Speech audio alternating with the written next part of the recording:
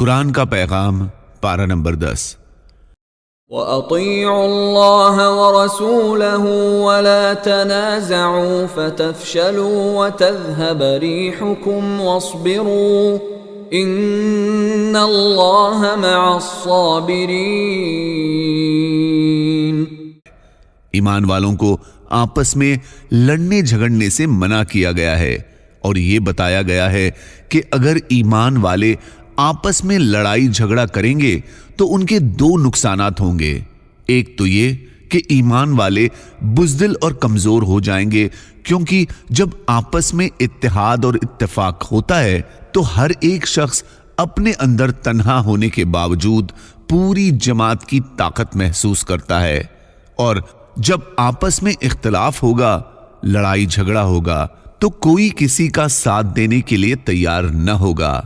دوسرا نقصان یہ بتایا گیا ہے کہ تمہارا روب ختم ہو جائے گا اور تمہاری ہوا اکھڑ جائے گی، جس کی وجہ سے تم دشمن کی نظر میں حقیر اور ذلیل ہو جاؤ گے۔ ام حسبتم ان تتركوا ولما يعلم الله الذين جاهدوا منكم ولم يتخذوا من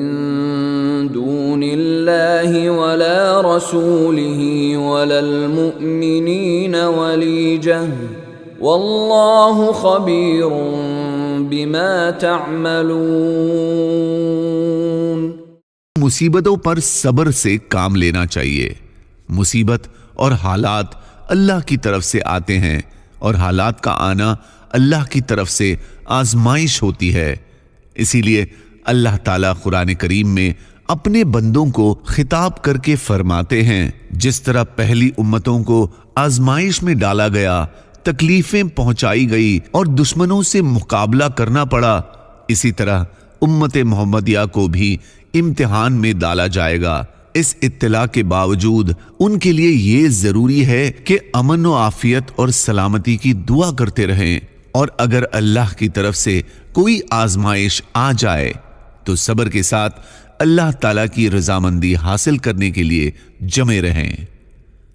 والذین یکنزون الذهب والفضة ولا ينفقونها في سبيل الله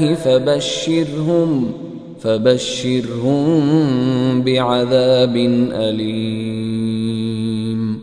يوم يحمى عليها في نار جهنم فتكوى بها جباههم وجنوبهم وظهورهم هذا ما كنزتم لأنفسكم فذوقوا ما كنتم تكنزون۔ جو لوگ سونے چاندی کو جمع کر کر کے رکھتے ہیں اور اس کو اللہ کے راستے میں خرچ نہیں کرتے، ان کو ایک دردناک عذاب کی خوشخبری سنا دو، جس دن اس مال و دولت کو جہنم کی آگ میں تپایا جائے گا، پھر اس سے ان لوگوں کی پیشانیاں اور ان کی کروٹیں اور ان کی پیٹھیں داغی جائے گی، اور کہا جائے گا کہ یہ ہے وہ خزانہ جو تم نے اپنے لیے جمع کیا تھا، اب چکھو اس خزانے کا مزہ جو تم جمع کر کے رکھا کرتے تھے۔ فلا تعجبك اموالهم ولا اولادهم۔ اللہ تعالیٰ نے مال اور اولاد کے بارے میں حکم بیان فرمایا کہ اگر حلال مال خیر کے کاموں میں خرچ کرو گے تو یہ تمہاری نیکیوں میں زیادتی اور آخرت میں کامیابی کا ذریعہ ہوگا،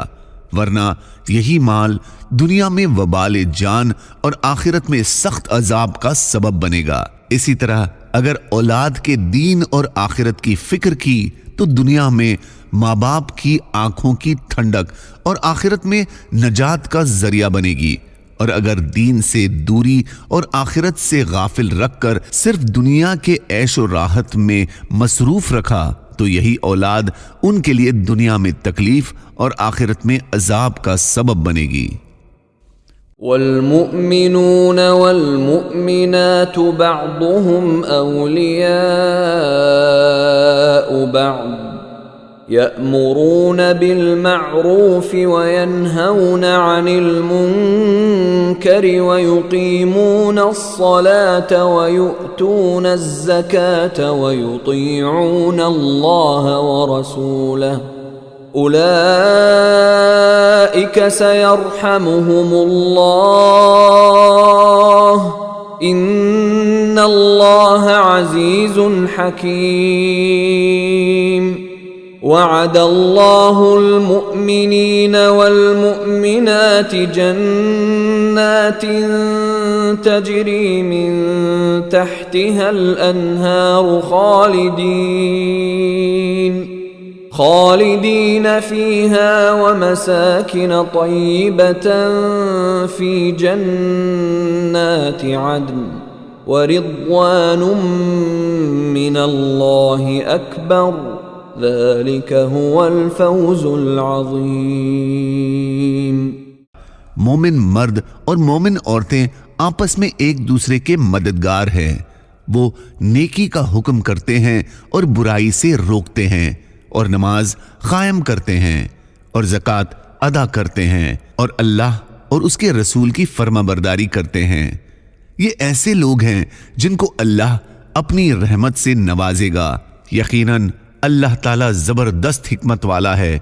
اللہ نے مومن مردوں اور مومن عورتوں سے وعدہ کیا ہے ان باغات کا جن کے نیچے نہریں بہتی ہوں گی، جن میں وہ ہمیشہ رہیں گے، اور ان پاکیزہ مکانات کا جو ہمیشہ رہنے والے باغات میں ہوں گے، اور اللہ کی رضامندی سب سے بڑی چیز ہے جو جنت والوں کو نصیب ہوگی۔ یہی تو زبردست کامیابی ہے۔ وَمِنْهُمْ مَنْ عَاهَدَ اللَّهَ لَئِنْ آتَانَا مِنْ فَضْلِهِ لَنَصَّدَّقَنَّ وَلَنَكُونَنَّ مِنَ الصَّالِحِينَ فَلَمَّا آتَاهُمْ مِنْ فَضْلِهِ بَخِلُوا بِهِ وَتَوَلَّوْا وَهُمْ مُعْرِضُونَ فَأَعْقَبَهُمْ نِفَاقًا فِي قُلُوبِهِمْ إِلَى يَوْمِ يَلْقَوْنَهُ بِمَا أَخْلَفُوا اللَّهَ